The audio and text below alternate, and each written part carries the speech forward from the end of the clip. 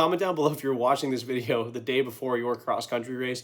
That's okay, because that's a good time to click this video. I feel like an old man these days because it has been years since I've done cross-country. However, I have my old man wisdom of how to get better at cross-country. You're definitely gonna wanna carb up the night before. I like pizza before I race. Just don't not eat enough before you race. So make sure you eat normal and things you like the day before the race. For the run the day before, do something easy. Just jog like 3 or 4 miles, do a couple strides, listen to your coach, and put yourself in a good mindset. You gotta have your good mindset going. My biggest problem when I was running cross country back in the day is that I would get so freaking nervous before races that I would eat less the day before a race, I would sleep less the day before the race. And now that I'm 26 years old, I look back at all of the wasted time and stress about, stressing how the race is gonna go. Stressing doesn't help. I really don't think it helps. I think being a little nervous the day of helps, but I don't think it is good to be overly stressed. And you can't control your nerves. You're gonna obviously be a little bit nervous the day before, but understand that you're nervous the day before you race because your body is actually preparing for war. It's preparing for the event. So you might be feeling bad the day before a race, and that's okay because it's your body low-key kind of storing up energy, making sure that it feels good on race day. And even if you don't feel good on race day, you can still race well. You don't need everything to go right for your cross-country races to go right. So now you wake up the next morning, it's race day. If you're in college, you're probably in the hotel. Let's say you're in high school. You're gonna wanna eat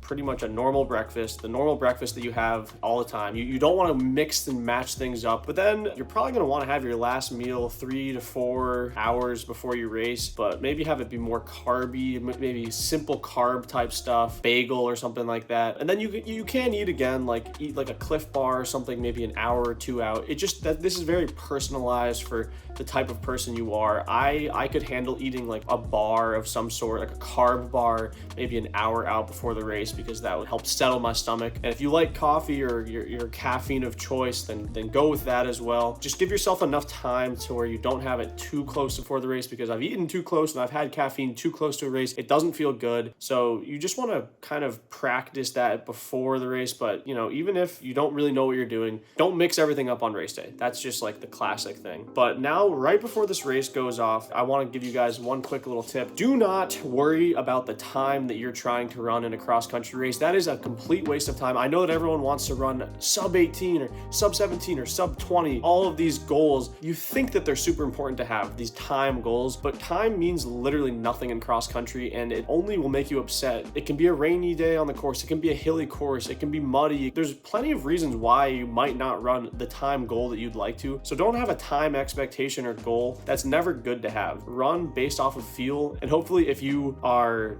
process oriented and not time goal oriented, your race will go better. All right, so when the race goes off, everyone kind of just sprints out the first 200 to 400 meters, which is very typical. I think it's totally fine to go out hard. Don't be afraid when you're kind of just sprinting with a whole pack of hundreds of people to just push it a little bit in the first 200. So the first 30 seconds to 1 minute, it's okay to push it hard. That's free time. That's money in the bank. You're gonna naturally settle down, and I personally don't like to be sort of in this massive corral of people. So if you can try to get out of that corral and be sort of, on the left side or the right side, not just in the middle area, that always helps me, but that's another personalized thing. But anyway, do not be afraid of how fast a race will go out, because naturally you will get into a better rhythm. Now, the next tip I've got is once you're kind of through that first part of the race, start having positive self-talk with yourself and focus up. Sometimes when races are going on, you're just so alarmed by people to the left and to the right of you, people in front of you, people behind you, that you get really uncomfortable.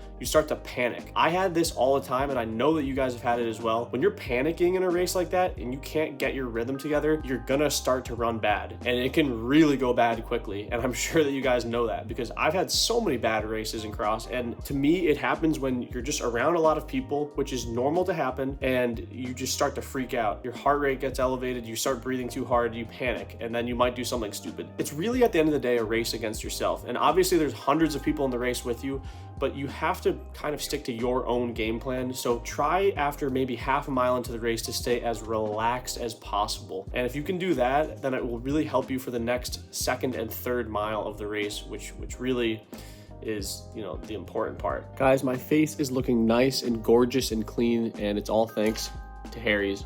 our sponsor of today's video. Harry's starter set comes with a razor, shaving gel, and blade cover, and I absolutely love all these products. It makes shaving way more comfortable for me and an easy and fun experience. I'm doing a Fast Mile time trial and I wanted to look good for it, so I'm glad that I was able to get Harry's. Harry's blades come from their own factory in Germany, which has been going on for over 100 years, so you can count on it being super reliable and high quality product. What I love about Harry's is that it's super affordable. They offer everything you need at a factory direct price. Nothing more, nothing less. Obviously now more than ever, saving money is super important, but at the same time, we don't want to be skimping on our razors, so that's why I love Harry's, because their quality is super high. I personally don't really like shaving that much because I get, rashes and red marks and stuff, but obviously after using Harry's, you can see that I have literally none of that stuff, so I really like how it makes me feel. I feel confident after using it, and overall, it just makes me feel good about myself. So if you guys are interested, click the link down below to get a Harry's trial set for only $5. A $13 value for only $5. So once again, click the link down below if you're interested in getting your Harry's trial set. Let's say you're about halfway through the race now, you're at 1.5 miles in, and you're hurting a lot. Now this is the point where I would say don't freak out because you're halfway through the race and you're really hurting a lot. You may have gone out a little bit too quick in some cases, but just know that every other person in the race is hurting just as much as you are. So you got to be tough in these moments and trust that if you can push through this pain through 1.5 miles to 2 miles, then you only got 1 mile left, and then you got a good shot at finishing this thing up and beating people. You just have to not be discouraged when the pain starts to get bad, because that's just how it is. You didn't sign up for cross country to not hurt during a race, and I feel like people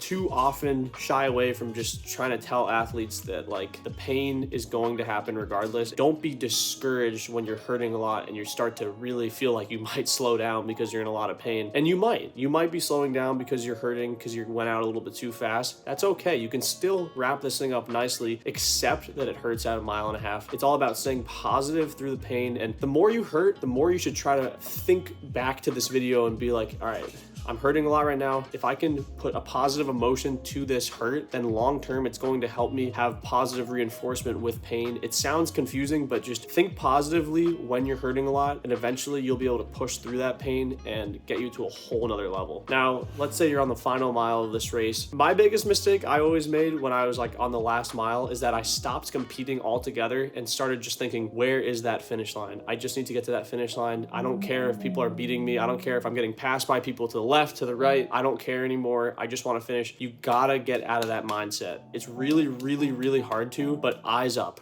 Last mile, start focusing on your breathing, start focusing on your arm swing, start looking at people in front of you. You got to start hunting at this point. You hunt people down that last mile. That's how you're going to get better. You're not going to get better if you're thinking, oh, I've already been doing this for 2 miles. I'm in so much pain. When's that finish line going to happen? Come on. And I know that you're thinking that. I've thought that as well. Hundreds of times in cross, I've felt like crap. And I wish I could take it back and go back to the days I was in cross. And really, if you're mentally tougher than others, it will take you a far way. Cross country is the great equalizer, where the most talented athletes aren't always going to win the races, because the people who are tougher can just win and just can beat other people. It's about being tough mentally, and when the tough gets going, you got to stay hard in those points. You're coming down the home stretch. You better have barely anything left. Kick your ass off.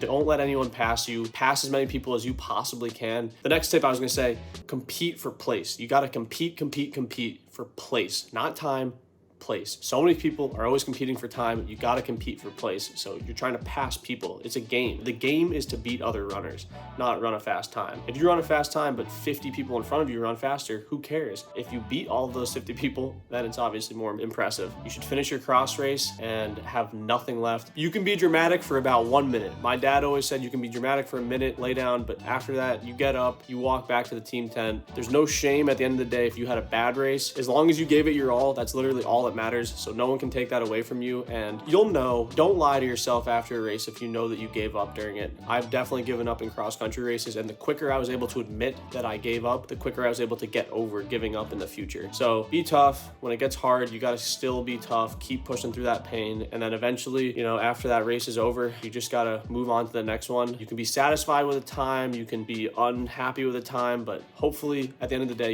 you're finishing for place. And these are simple things I'm saying to you guys right now, but these simple things are always overlooked in the moment. And I kind of probably sound like a jerk saying all these things. Yes, obviously I'm saying be tough, be tough, be tough. And sometimes you're literally just going to blow up and have a terrible race, and that's just the way it is. So my next tip is, when you have a bad race in cross country, don't let the whole world fall down on top of you. Bad races definitely can happen in cross country for unexplainable reasons. Some people run worse in wet, muddy, rainy conditions, and there's nothing you can do about it except move on quickly and understand that you can bounce back and have a significantly better race literally 1 week later. I've seen in so many cases kids run 2-3 minutes slower than they wanted to, and then a week later they'll run 2 or 3 minutes faster for no explainable reason. And basically what I'm saying is, like, cross country is just, it's a head scratcher sometimes. I don't know why sometimes races go terrible, and it's okay. It can happen. It's not like you're going to have a perfect race every time, but just don't freak out if you have a bad race. Don't give up on cross. Don't give up and be like, this isn't meant for me, or I'm not good at this, because you can do well.